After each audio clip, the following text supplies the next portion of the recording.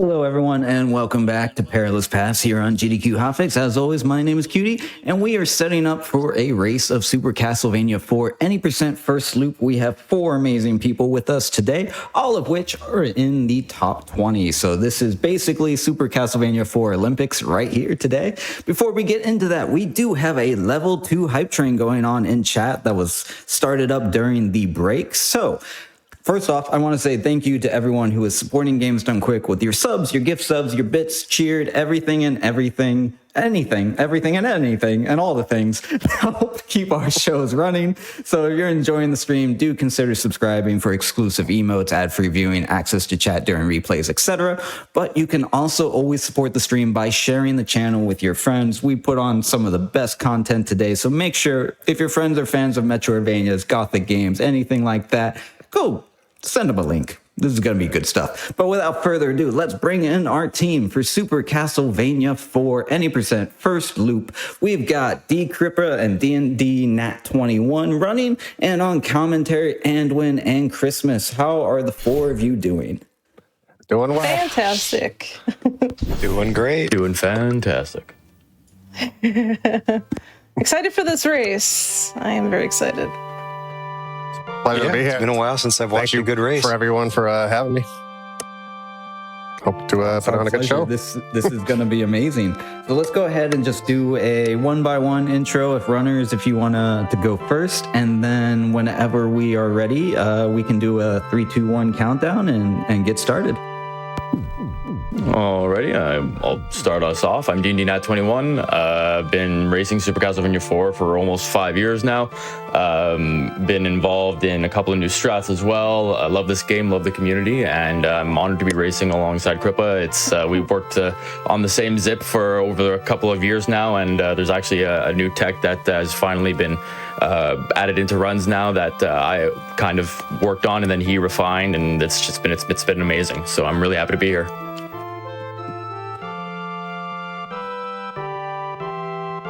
My name's go by that online name DC Rippa or Rippa. Been speedrunning Castlevania now, I think, for about 3 years. Came into the community, bunch of great people in the Discord. D&D is one of my first people I met. I would watch his streams and I learned a lot from him, and basically pretty much learned the game under his wing.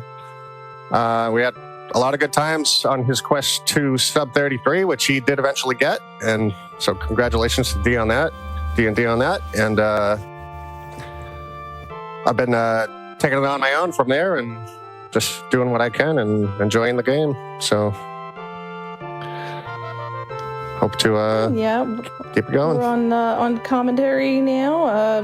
I'm Christmas, and I've been playing the game for, I don't know, 6, 7 years, something like that, on and off. But I'm excited to do some commentary and watch these awesome runners show off the game. Yeah, same here. I'm Anduin. I've been running the game for around 4 years now, and like everybody said before, it's a fun community, fun game. There's been a lot of regular races I've been participated in, and when I come back to speedrunning this, my plan is to hopefully get a 31, but, I just enjoy playing it, honestly. I don't think I'll ever stop playing it, so I'm excited to watch the race today. What's so amazing is we were talking about this before the show. This game is 34-ish years old, but world records are still being set literally yesterday and like a couple of weeks ago. So like it's still very active, still new stuff being found. Like just like we were talking about with Medieval, the previous run, like incredible that these games are seeing this kind of action and community and still breaking those barriers. So I'm super excited to see this race. Whenever the 2 of you are ready, just give us a 3, 2, 1 and we'll go for it. All right, D&D, ready when you are. All right, let's have Christmas count us down, if you'd be so kind. Sounds good. Okay, so 3, 2, 1, go. Good luck, D&D. Like have fun. Good luck. Good luck. And we're off. So, stage 1. So, an introduction to this game is the gist of this game is that you want to build your multiplier, and multipliers are essential because you'll have a sub weapon, and the best sub weapon in this game is the cross. At least for any percent is the best. So you want to build your multiplier up to 3 so that you can get the max damage on all the bosses and enemies, and then outside of that you're focusing on damage boosting and getting whip upgrade to your long whip. So that's the gist of what they're going to go for in stage 1 here.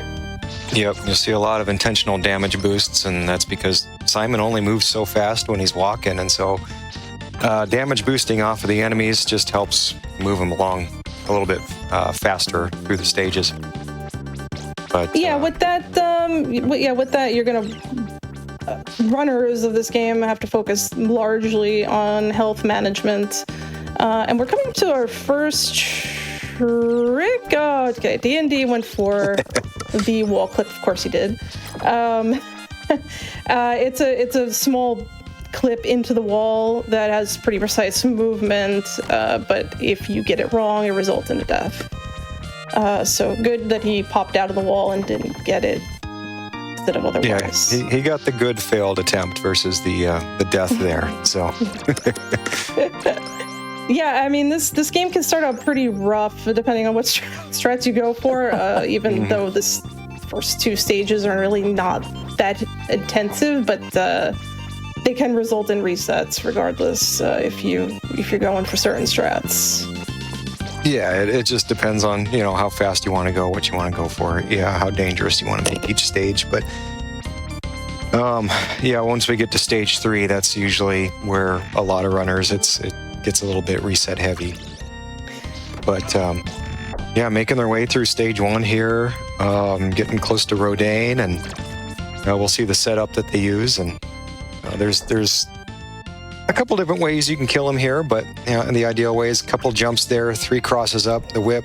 All right, got him in the wall, and looks like D&D got the quick very kill. Very nice from D&D. Very clean from Decrypa as well. 2 clean kills, yep. Yep. So, yeah, of course you're not going to have a lot of variance in the beginning here. I mean, outside of like something egregious randomly happening, which can happen, but there's nothing like too detrimental in stages 1 and 2 that will result in like any kind of crazy lead changes. Yep. So yeah, stage 2, we're just doing some small lag management here and damage boosting. Like I said, there's nothing too egregious happening here. So they're just gonna kind of make their way through stage 2. And you gotta watch out for these purple hands. They'll get you, and then the spiders. Oh, I hate that first purple hand. Yeah, the one that instantly pops in the beginning. Rage reset. Oh. It's where it gets me on all my best runs, too. Even when you know he's coming. Still get you. Yep. So, I would say, like, as it is with most stages, I feel like there's only, like, there's very little stages where you don't really have to focus on your health, but there's a lot of instances, especially like in this stage, where you're saving your health for later boosts into the water section that is going to come up after Medusa, the mini boss here.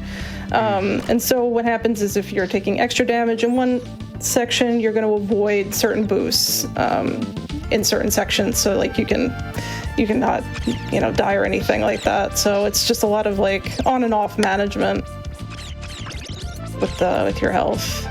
Yep. Yeah, it's like you said, I save a lot for the river section here coming up after Medusa. It's, I know there's some variance to stage 2, but that's kind of the extent of my knowledge with what I've practiced. So.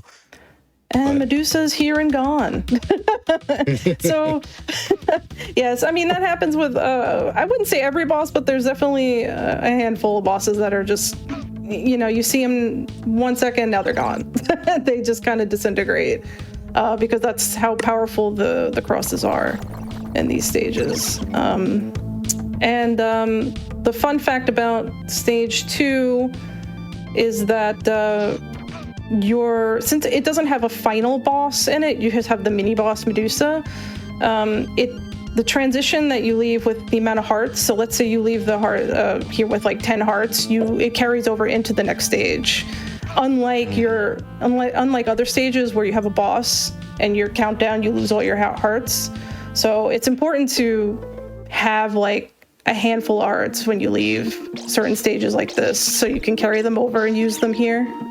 Right. Yeah, because you got an almost immediate use here at the beginning of stage 3 with the crosses here, a lot of the bone pillars and mudmen.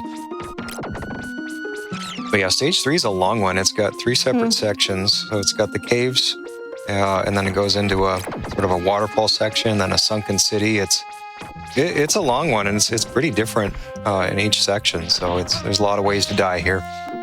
Oh my goodness. So what happened? D&D actually attempted the little 3-1 mini zip here, but he failed. And then Decrypa did. I'm pretty sure he attempted to do the long 3-1 zip, and he partially got it. So that was kind of impressive to see. Look good, but I figured I'd try to do it. I wasn't. Yeah. It was worth a try, but hey, look, you got a reward out of it in the end. So, that gets you a few seconds back. Yeah. Upcoming here, we're going to have the ring glitch here, which is a very common glitch that's used in the run, and D&D and both Decrypa pull it off nicely. It's just a way to skip a section, and it's basically just suspending you above the ring. But it can be dangerous because if you don't get it right, you could die. Yep. Man, they're pretty much synced up at this point. Yep. Yeah, there's a lot of health management that starts at the very beginning of the caves here. That leads you all the way through 3-3. And depending on the amount of health you have is really dictates how fast you can move forward. Oh, it looks like you missed the meat there. That is scary. So, like, with the health management comes with making sure that you get your meats along the way. Yep. Simon needs food and he needs nourishment, and we want to make sure his stomach is full. So, could be dangerous, but I think in this instance you would just play a little extra careful so that you don't take any extra damage boosts that you don't need to take. And yeah, nice. Decrypa got the ring glitch there, and oh wow, nice. D&D had a nice clean one as well. That actually can be a tricky ring to do, so very nice from both. Okay, we're up to the boss. That was great. That was a great stage 3. It was like Anwin was saying before, it's a very long stage and can be very difficult. It's easily one of the most difficult in the game. Yeah, both made it through deathless, as clean as you could hope for. Nice. Very, very nice. Good Viper kill. Yes. Here we go into stage 4. Now it's going to be interesting when we get to zip territory in stage 4-4, but we got a few minutes yet for that. Yep. So the other thing that we didn't really talk about, but if you die in this game, you lose your cross, and that can be kind of difficult. Of course, I'm not trying to jinx anyone, but I'm just saying some deaths are worse than others in this game. Look, man, I have a history. Maybe I shouldn't have said it. I have a history of jinxing people when I do commentary. So, but safe to say you really don't want deaths. But some deaths are actually not that bad in this game, and you can rebuild your multiplier and your cross as long as it's close to a save or your checkpoint when you die. But so far so good. Yeah, there's no real good area in stage 4 to pick up the cross again. So dying in late 3 or early 4 is kind of absolutely. Yeah. It's bad. It's negative. Yeah, and then we got the rotating room where it's we'll see. I want to see what.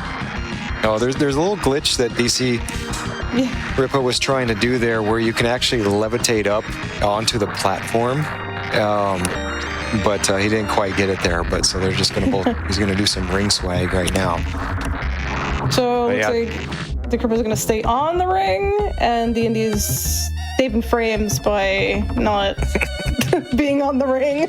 I believe it or not, there's some frames you save by not attaching yourself to the ring the full way through. I don't care. I will always do swag. I'm a kneeler. How many frames is it, by the way? Do you know? I'm sorry? Do you know how many frames it is, or is it? Off the top of my head, no. This was kind of a recent find by 2Cat. So I'm not off the top of my head, but it's very minor. I think maybe it might even be like 1 or 2 frames at the most. Wow. Yeah, it's very minor. But, frames add up in the end, so. Yep. They do. Speaking of frames, this room is extremely laggy, so. Yeah, it's just lag mitigation is this room's theme, pretty much. Yes, the washer room.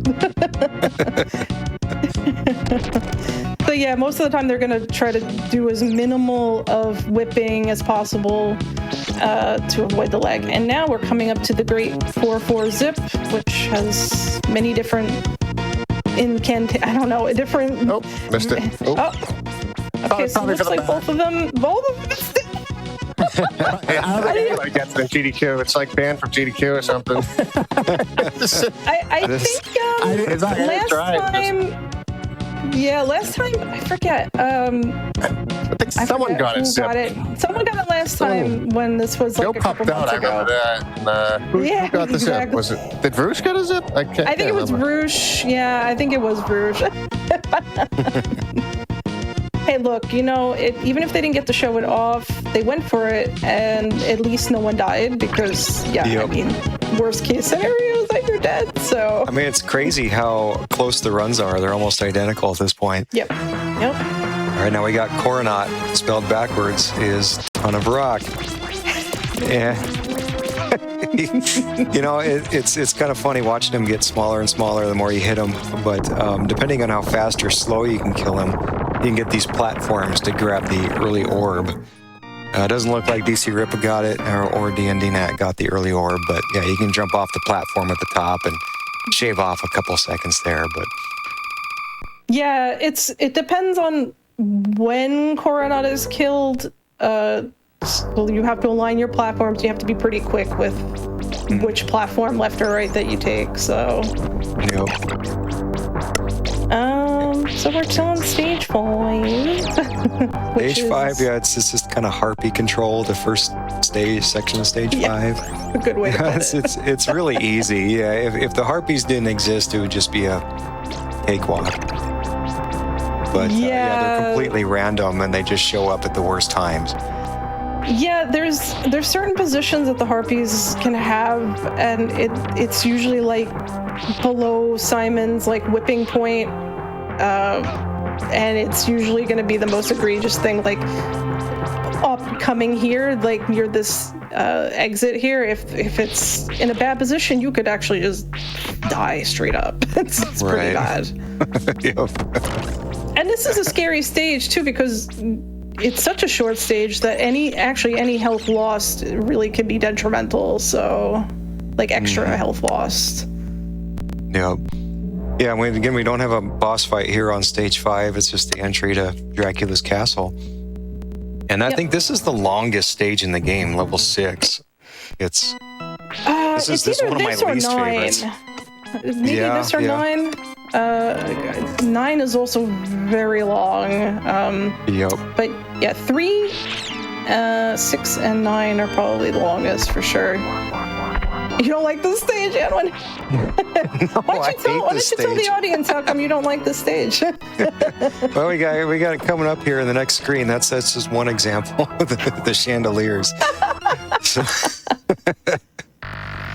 Yeah, so they're gonna attempt. I don't know what they're gonna try to attempt. There's different ways you can approach this section. You could either do a 3 cycle, which is like the longest way to do it, 2 cycle, or a 1 cycle.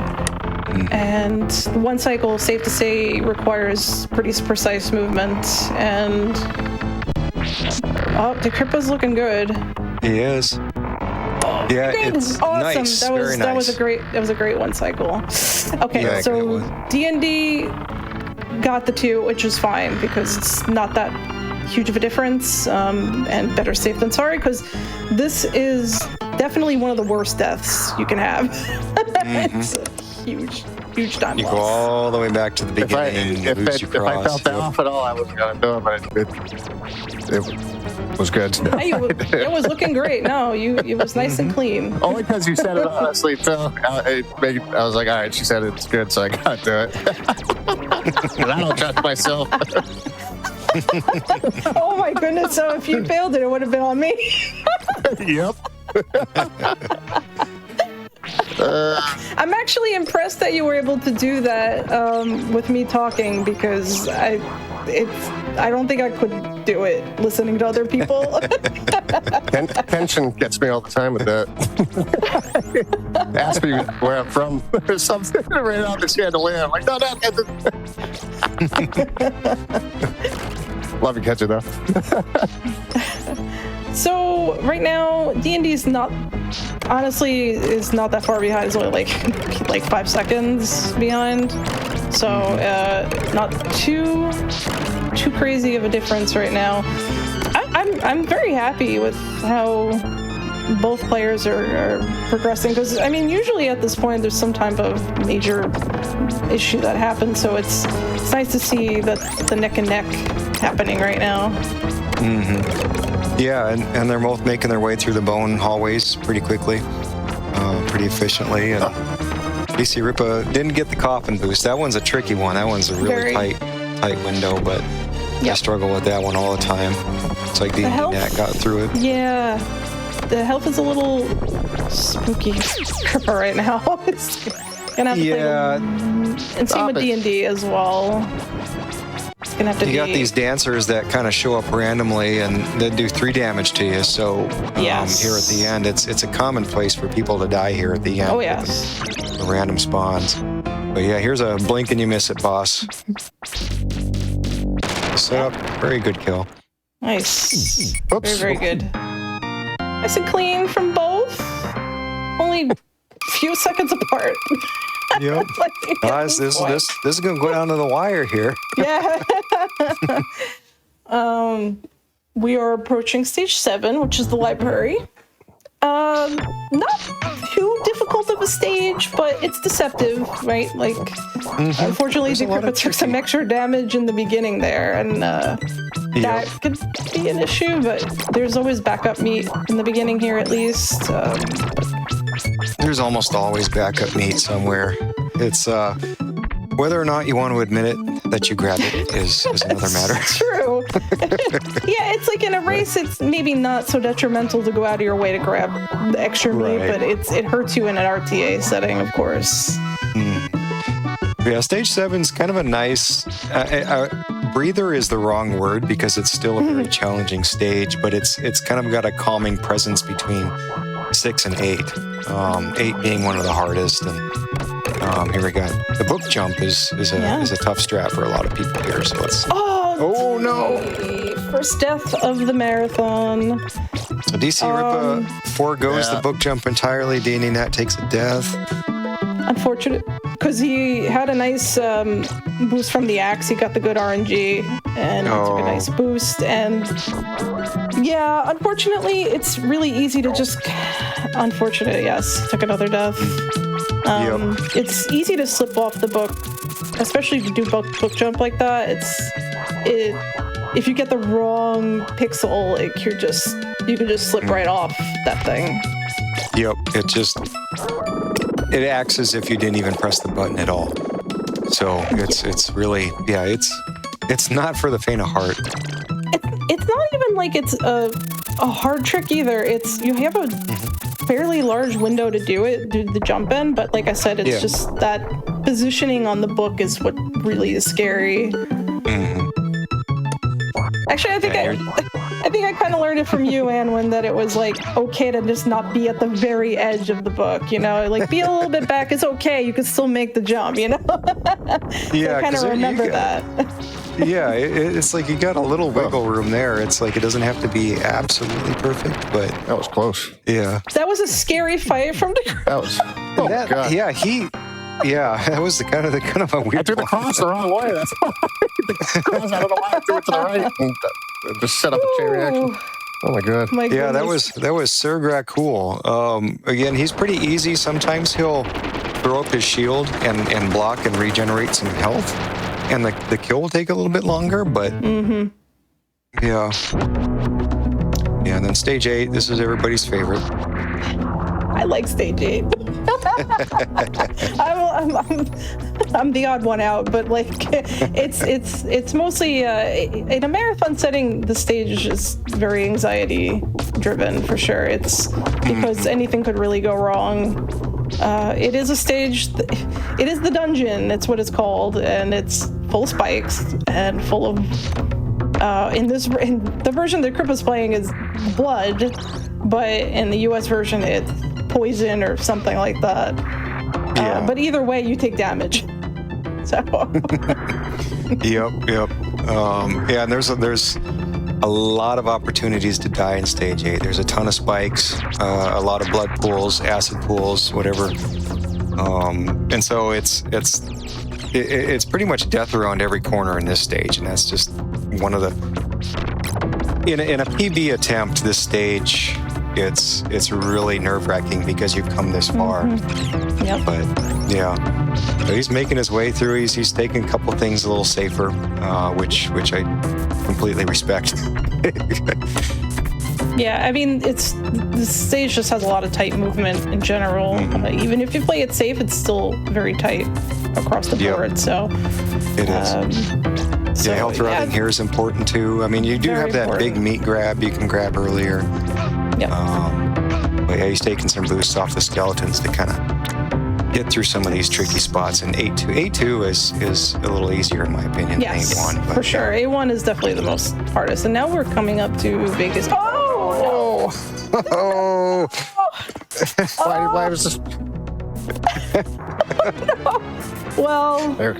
the great news about the death here, this is what I was talking about earlier, is that this is the good death, where you get across pretty much immediately here, and you can build your multiplier fairly quickly. Even if you don't build your multiplier here to 3, you can quickly get it in the beginning of 9-1.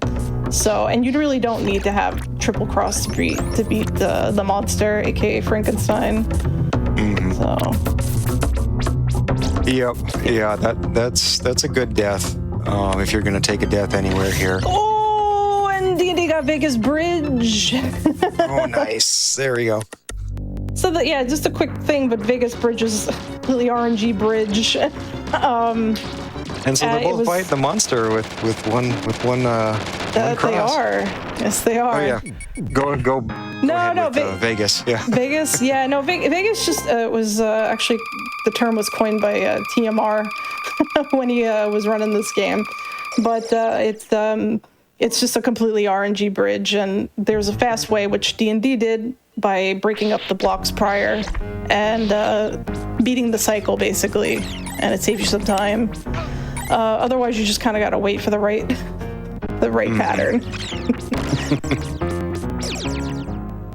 Yeah, and stage 9, a lot of people say this is their favorite song. Stage 9. That's mine. I'm not going to disagree. It's a good song. This song just goes and goes and goes, and it just builds and builds. It's such a good tune. It really ramps up quite a bit. So. Yeah, and there's not so hard parts, and then there's some hard parts in this stage. And D&D Nat in the second or the third screen here, this is one of the harder stages because you got these disappearing blocks, money bags, money pots, whatever you want to call them. But yeah, it's just. There's a couple things with this stage, and it's actually my least favorite stage. I love the song, but it's my least favorite, and it's just because the stage, in and of itself, is very hard to optimize. It's just there's a lot that can go wrong you can say that about any stage, but this stage in particular is egregious for how much could go wrong. And like Anwin was saying, like the disappearing platforms are a big deal, and like just a lot of hazards all over the place. D&D's coming up to the spike jump over here, which is a 1-frame jump that if you mess up, you're dead. like yeah. that. There you like go. That. It is almost frame perfect. Yeah. It is, and D&D is historically very good at this trick, and he gets it pretty much in every marathon run.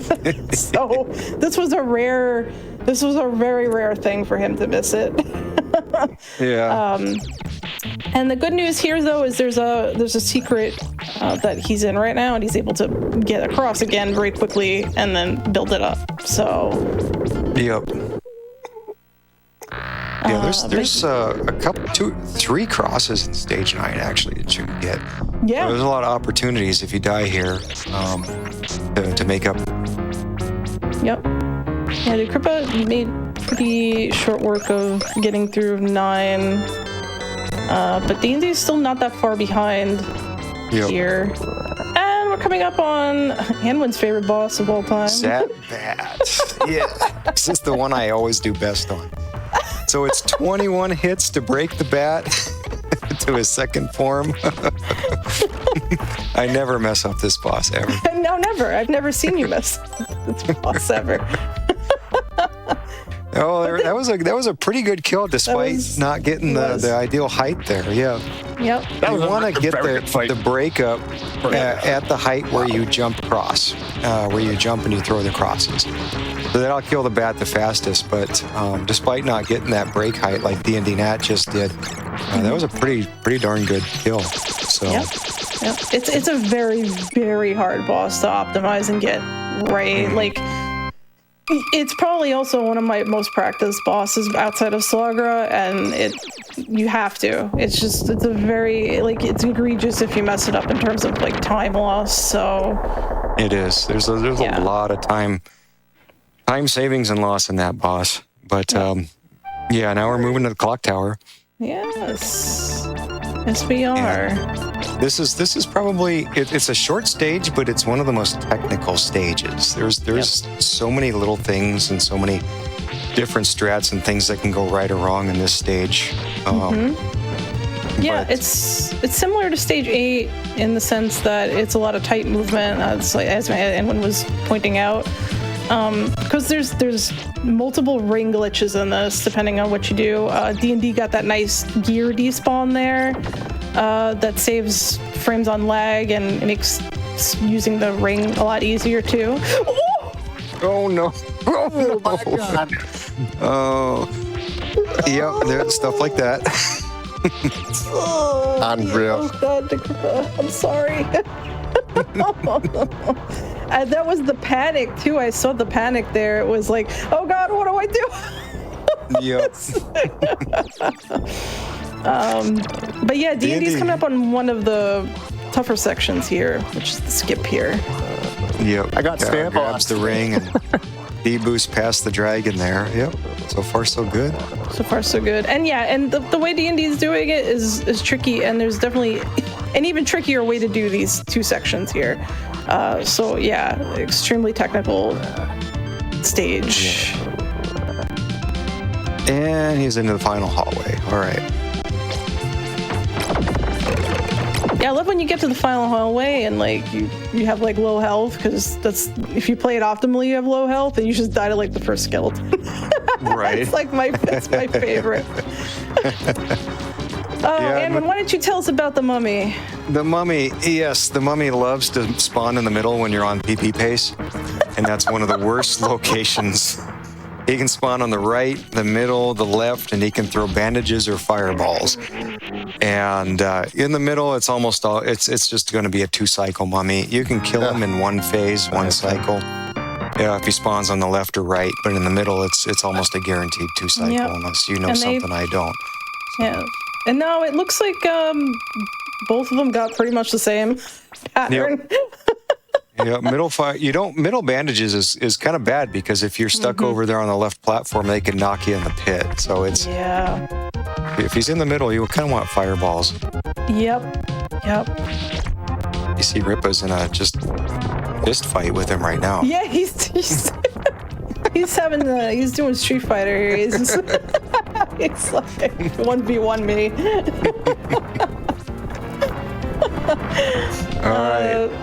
And So D&D that D&D. across the bat bridge here. So the whole bridge crumbling and then the bats generates a lot of lag. So you might see them back whip a little bit to try to kill some of those bats to get rid of some of the lag on that bridge.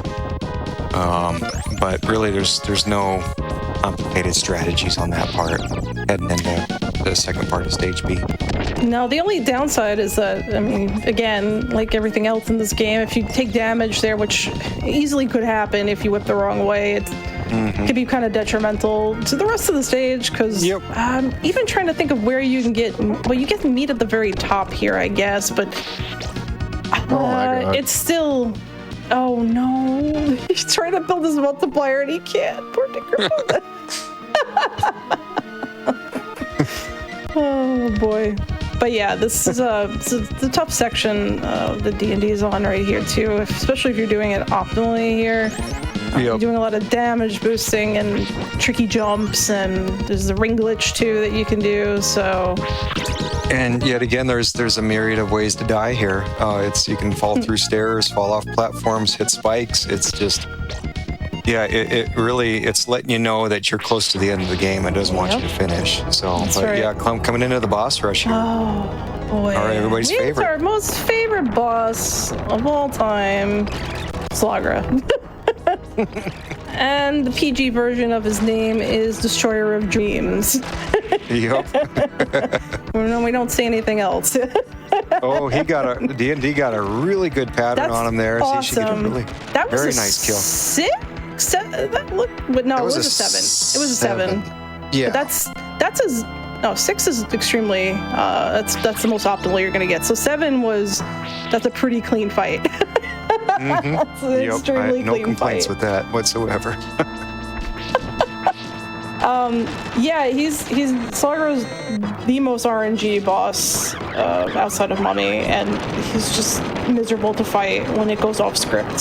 So you don't want him to go off script. Yep. And Decrypt unfortunately is fighting Slagra with 2 crosses, which is not ideal. Oh, yeah. But If you don't get those cross overlays early, it kind of it drags on a little bit. It becomes a slog, I guess you could say. I see what you. D&D already fought Gaibon. We didn't. It took 2 seconds for him to beat Gaibon. It's a very easy boss to handle, and it's nice after Slagra, and had a nice death fight too. Yeah, it was a very good death fight. In all these bosses, there's very particular cross patterns. You got to throw them to get the setup going, to get those quick kills. And D&D Nat's done a great job on them all so far. Yep. But yeah, coming up to Dracula, and he's got a good heart count. And Yeah, 24 is very, very nice. I feel like most of the time you're coming into this fight with much less than that, like 18 hearts roughly, or less. Yeah, that's a very nice heart count. Yeah, I feel like with an experienced runner, I mean, anything around 20 you're going to be doing okay with. So Yeah.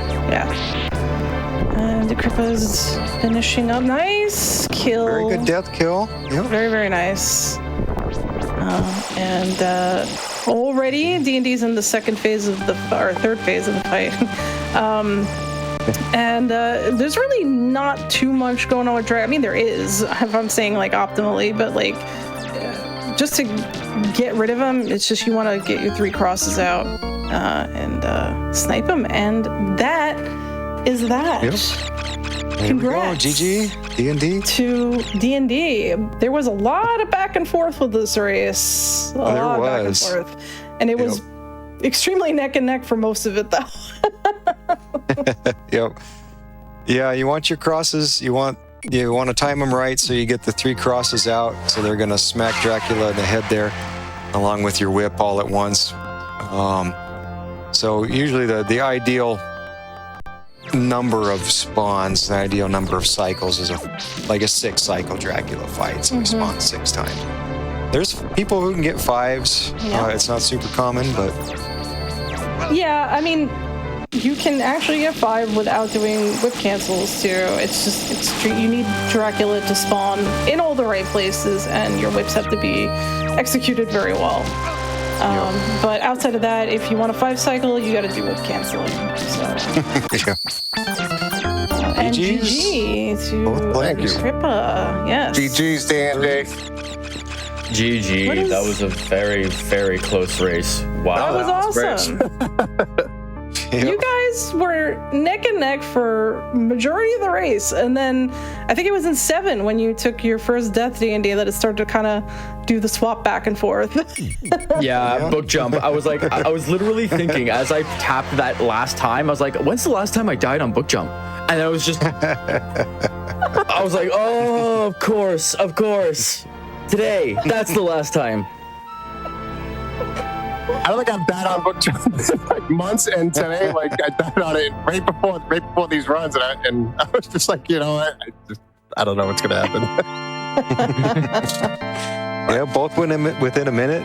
I mean, you couldn't ask for a better race. That was a good one. It was you guys solid. both did well. You know, it's funny with this being 35 minutes long. It feels like we've been talking for 5 minutes. Like I didn't nearly cover the amount of stuff in this game I wanted to cover. know. It's pretty dense. So yeah, go ahead. Yep. Thank you all so much for showcasing that. I've actually been trying to get this game on Perilous Pass for probably 6 to 8 months now, so I'm super excited that we were able to do the race. Now is a great, as we're watching the cutscene and the credits and things, a great time to do any shout outs, talk about the community, where you stream, how people can find you, anything and everything. Now is your time. Alrighty, then I'll go ahead and I'll kick this on off real quick. You guys can find me on Twitch at DNDNat21. I stream usually Fridays and Saturdays. I usually try to get a weekday in there as well. I run Super Castlevania 4, obviously, and do a bunch of other like Dark Souls stuff as well. Shout outs to the community as always. Big shout out to Joe for pinging us and letting us know JoeDamillio is former world record, but is currently active and is running his brains out. So go check him out. If you guys want to pick up this game, I highly suggest that there are tutorials at every level for intro and world record level. Community is fantastic and responsive. Anytime someone gets a PB, you know that there's going to be a post in Discord and people are reacting to it. I really, really do suggest picking this up. It is a fantastic Castlevania game, despite the stairs issues that I'm sure were mentioned at least once within commentary. Actually, we didn't. Really? Stairs boss didn't come up? It didn't come up because nobody got a stair boss. On the last part of 9, I think I stair bossed, and I got caught up on the last there. Bad commentators. Don't hire me I don't know again. what happened, but just decided it happened. Yeah, so that's, shout outs to all of them, all that, and find me wherever you guys want to find me. I'll be there. So, Ripa, take it away, my friend. All right. The name's DC Ripa. You can find me on Twitch occasionally. Usually pretty active in the Discord too. It's great place, great community. A lot of great people in there. A lot of people to learn from. Big shout out to everybody here at D&D, Anwin, Christmas. Also, Joe for setting this up. I appreciate the invites and appreciate everybody wanting me to run in the Discord. You guys are awesome, so thanks for having me. Shout out to Quenty. And I forget his name, but the tech forget me pass. That was a big plus, so thank you. And also, I just want to give a quick shout out to just dedicate this run to my father, who passed away last year. He got me into Castlevania when I was a young boy, and it was probably the first game we ever played. I still remember riding down the store on my bike to get the game, and I would come home and we'd play the game together, and it'd always be thinking of him, and just want to dedicate this run and all future runs to him. So thank you guys for that, and I think I'll end it there. Cheers to that. Yep. Thank you, commentary. Cheers. Thank you, Anduin and Christmas, for doing commentary for this. It's always great to have you guys around. Experienced players, fantastic runners. Chris, I'll be seeing you up in a race very shortly. This is thank you. So you guys, shout yourselves out. Where can we find you guys? Twitch.tv/Christmas, and I I've kind of been on a hiatus from speedrunning, but I You should come back, Christmas. Come back. When are you gonna come back? Soon. Yeah, let's do some I casual miss your races. singing. Miss your humming and singing. But yeah, I do art and I do casual and I do VGM quiz sometimes on my stream. So, but speedruns will come back soon. So if you want to hang out, more than welcome to have new people. So. Yeah, you can find me at Twitch TV /Anduin, and I learned a lot from CV4, from Christmas, and everybody else, honestly. So I mean, I began my streaming and speedrunning career with this game. I've been working on Lufia 2 Ancient Cave lately, so if that interests anybody, stop by. But my streaming is really erratic with my job. But yeah, I stream when I can. I try to keep it chill, have fun, just enjoy the process, and don't get too serious about anything. So. I just wanted to give a quick shout out to just our wiki, because we have a Castlevania wiki. Yes. And a lot of people put a lot of time into it, and it's a great resource. And I just want to say CastlevaniaSpeedruns.com for anybody new that wants to learn any of the Castlevania games. It's got even some of the Symphony of the Night on there too, so it has a wide array of Castlevania games for tutorials and stuff. So I just wanted to do a quick shout out for that. And of course, thank you, GDQ, for hosting us and allowing us this opportunity on their platform to showcase this game and providing us these opportunities. So thank you, and thank you to all who are hanging out here today on the channel, donating, participating, chatting, sending in those emotes. We love you. We do this for you. Thank you so much for being here with us. It Also, has just been wanna- an absolute pleasure to have you all. Sorry, I think somebody was talking. I just wanted to basically give a shout out to the audience too, and thank you guys for being here. And I hope you guys had a fun time watching, and appreciate you guys. So hope to see you again soon. Awesome. Well, thank you so much. Like I said, this has been on my bucket list for a while. But don't go anywhere, chat. We are going to take a quick break, and then we are going to set up Super Valis 4 with, you've heard him mentioned earlier today, JoeDamillio, who is actually a former world record holder for Super Castlevania 4, running an entirely different game. So don't go anywhere. We'll be right back in just a few minutes.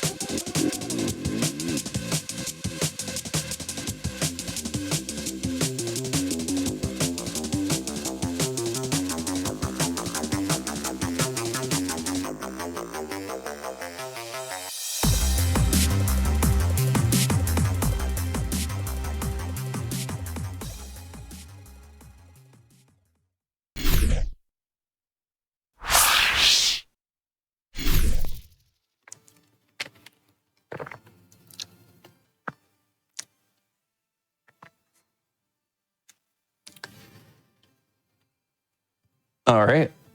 Welcome, everybody. All right, I am back. Oh, you're Looks talking like we first? might be live. Yeah, I was waiting so for you. my- I thought you. Oh, okay, sorry. For chat, my Discord, for whatever reason, is crashing, so we are back. I'm back in Discord. I'll good. just watch the stream from Twitch. It's all good. Anyways, welcome back to Perilous Paths here on GDQ Hotfix. As always, I am your host, Cutie. We just saw the amazing Super Castlevania 4 run. Before we get into our Super Valis 4 run, yes, we are doing the number 4 today.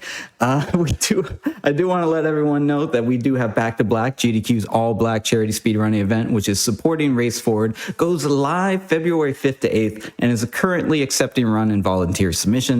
You can submit your runs at gdq.gg/submit. And for more information about the event, visit gdq.gg/BAF. But without further ado, let's bring in JoeDamillio, who is going to be running Super Valis 4. And chat does not know this, but I'm going to have to embarrass you a little bit. I invited Joe on to run Super Castlevania 4, and his first instinct was to invite the entire community, all of his friends and family, and have them run and commentate instead of himself. So we had that amazing race almost entirely due to Joe's hard work, and now we are going to be seeing Super Valis 4 again because of Joe's hard work, obviously, because he's the runner. But thank you so much for doing all of that for us here today. I'll go ahead and pass it off to you. I won't embarrass you anymore. How are you doing today? Well, I'm good. Hope everybody else is doing well, too. I'm just going to go on and reset the game and get started here. Time will start in like 20 seconds. Give you a little mini countdown here. So first thing, I'm actually going to hold LR and start.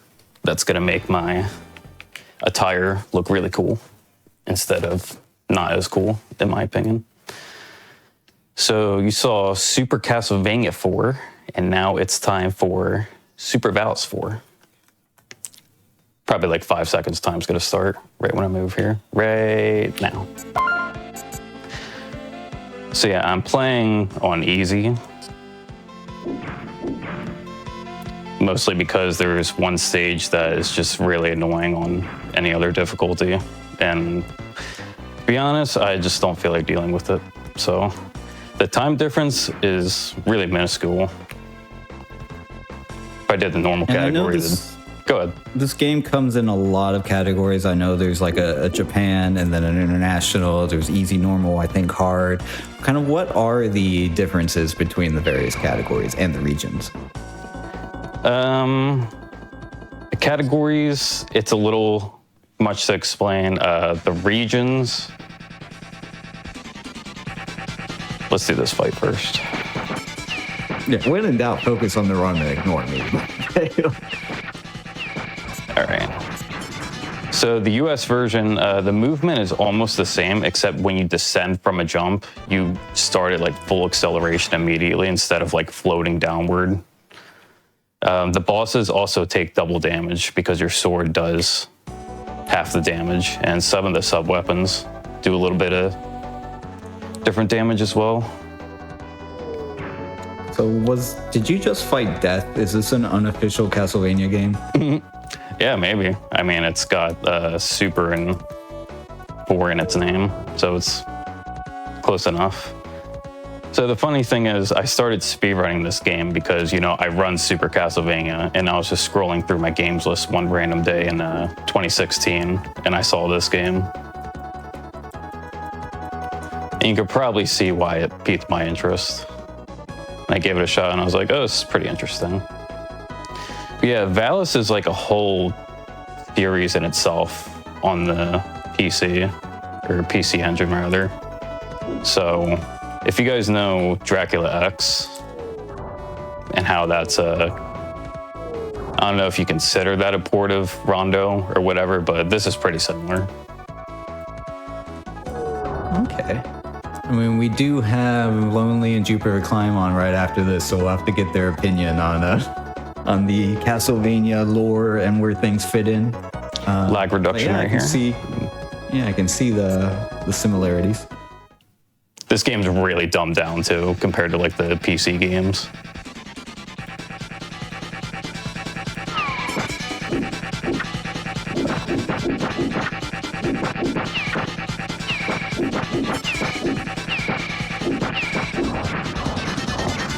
I had to kind of improvise because I killed my dash for some weird reason at the beginning, but still went well. You can see I'm using that pry wave. I'm using that shock wave primarily. It's pretty much the strongest weapon in the run. I do love the creativity in some of these designs here. Like, it's very different. I don't know if we're in space. I'm not quite sure where we are or what's happening, but I'm enjoying it. I think the game looks beautiful personally. It's a little bit empty at times, but it makes for a really good speed game because you can really focus on optimizing. And then whatever you get on the boss is what you get.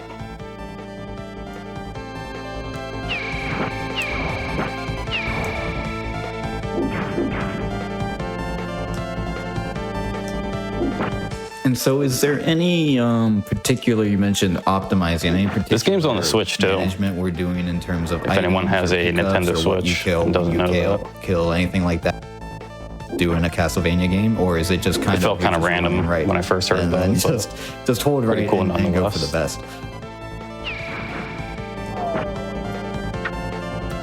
All right, so I'm going up here to get these two weapons. I think I lost Discord again, chat. I'm sorry if I'm talking over anybody. Let me try to fix this. 1, 2, 3. All right.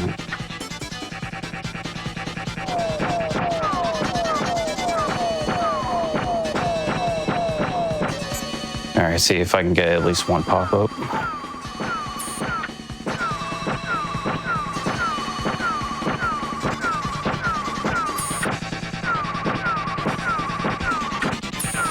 All right, well, of course, it's right at the very end like a troll. So you see I'm kneeling at the end of every stage as well. For some reason, the game just stores whatever hitbox Lena has at a transition. So when you kneel, you only have the bottom half of your hitbox, and that just kind of transitions until you crouch again.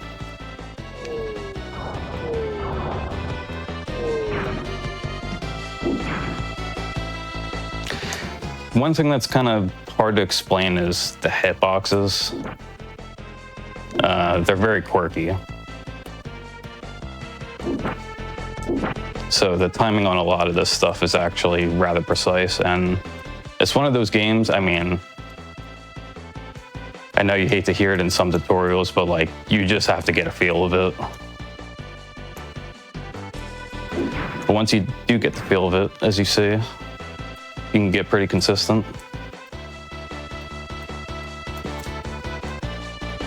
All right, I forgot to equip my thing here.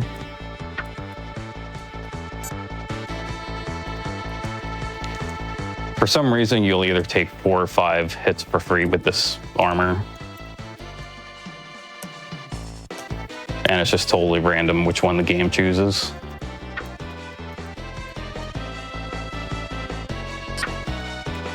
Oh, I fell. All right. It's all good. We will get back up there. All right. So yeah, that's the one thing that actually is a downside to having half a hitbox. You can just walk through a platform like that and just fall down. All right, let's see what happens here.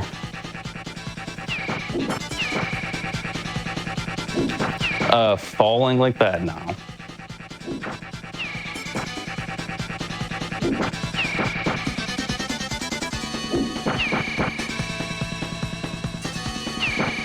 Oh, I wish it was. I got a pretty good fight there. And of course, it's because this run didn't have any PB potential.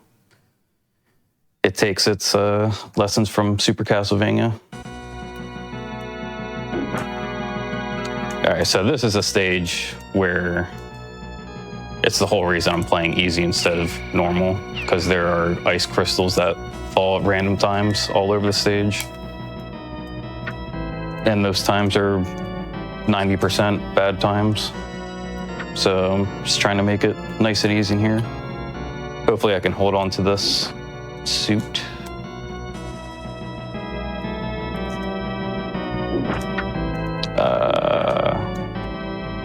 I might not be able to.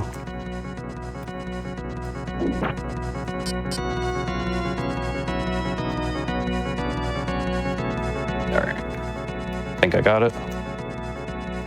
Bam. No, it's the same.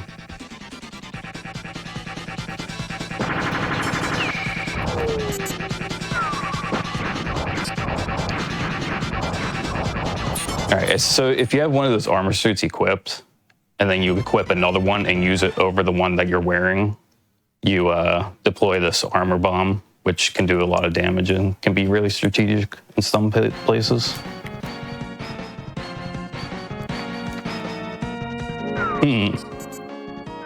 I love the music in this stage too.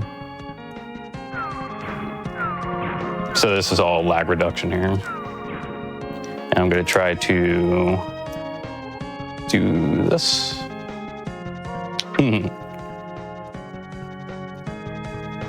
So I did a little pause there because you can only maintain your momentum on a turnaround if you turn around frame perfect.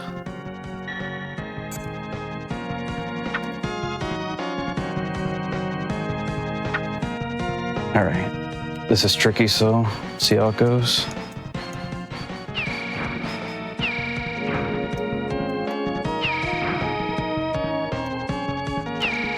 Some of these fireballs spawn at different speeds, so we can make the movement for some of these shots really, really tight. Ooh, nice. Okay, that was perfect. Legit, actually perfect. Plus 0.0 on my gold.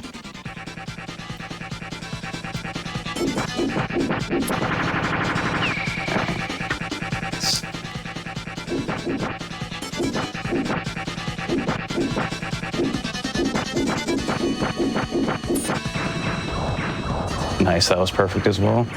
So yeah, I've been talking to Beauty this whole time, but I don't think you guys can hear him.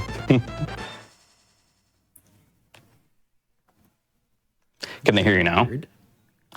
I don't know. I'm trying to figure it out. All right, well, we're doing a boss rush now.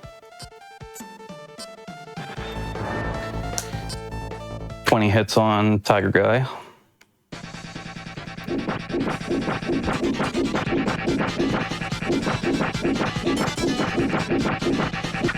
Oops.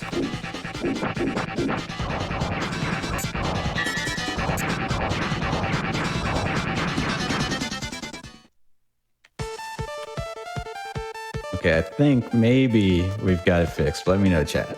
Oh, yeah. All right, Meaties 2 coming up here. 28 hits, I think. We are solving tech problems on the fly. What the hell was that spawn? Oh, sorry. But yeah, what was that spawn?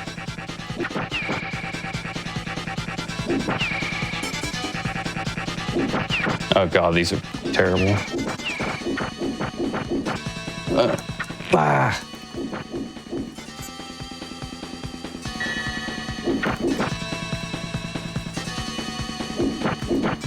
Okay. Not much I could do about that. Those spawns were absolutely horrible. You really want Medius to spawn left to right or right to left. You can get a good clue of it too, because the game lags significantly more. But yeah, those up and down spawns are awful. Cue I haven't heard before. When the game lags more, you know which direction it's coming from.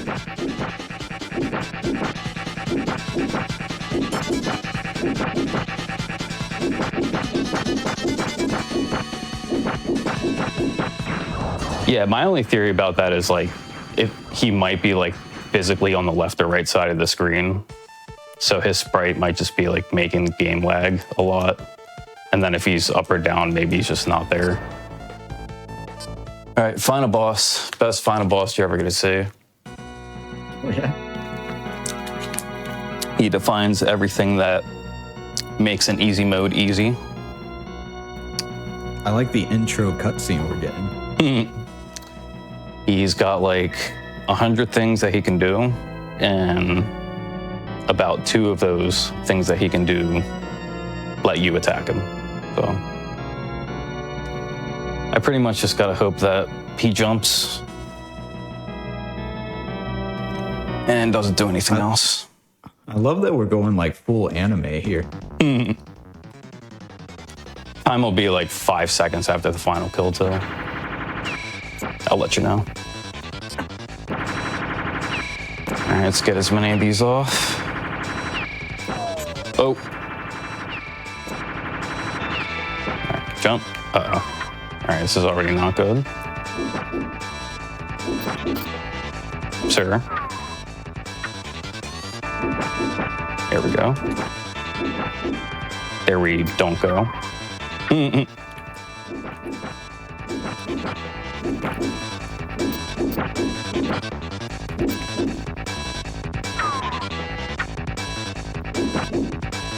Wow. He's really showing off. Yeah, he likes you guys a lot.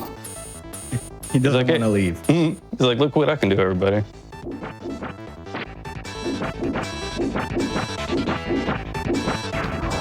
All right, time in a couple seconds. I'm just putting on my hat.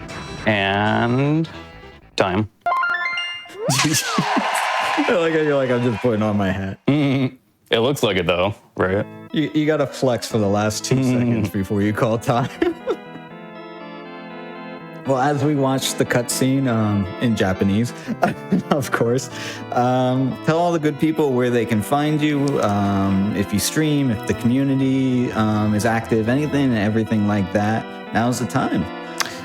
Yeah, I stream at JoeDamillio and YouTube channel, also same thing. And then another channel, you can add that with SR at the end. Not a bunch of mind-blowing stuff, but you know, it's my speedrun progress and stuff over the years. There's not a lot of running going on with this game over time, but you will see someone here and there pop up and do some runs of this game. There's also my buddy Shinku, who has pretty much been like my side-by-side guy with this game. Our times have been really close since I started playing. I learned a bunch from him. We've optimized this game over the years. And if anybody wants to speedrun this one, I made a pretty in-depth tutorial in normal, which is useful for any difficulty. Which is still really good. Awesome. Well, thank you so much again for being here. And as I mentioned earlier, hopefully you all heard me and it wasn't a Discord issue, but Joe helped set up all of the runners and commentators for the Super Castlevania 4 race we just had, and obviously has done an amazing job running Super Valis 4 here. So I do really appreciate you being part of the show and helping out as much as you have. It's meant a lot to me, and it's been a really great time. We are gonna get set up and hopefully double check any tech issues for the next run, which is Dawn of Sorrow, Soma Glitchless with Lonely and Jupiter Climb. We'll be right back in just a few minutes. Appreciate you guys. Thanks for everything. Thank you.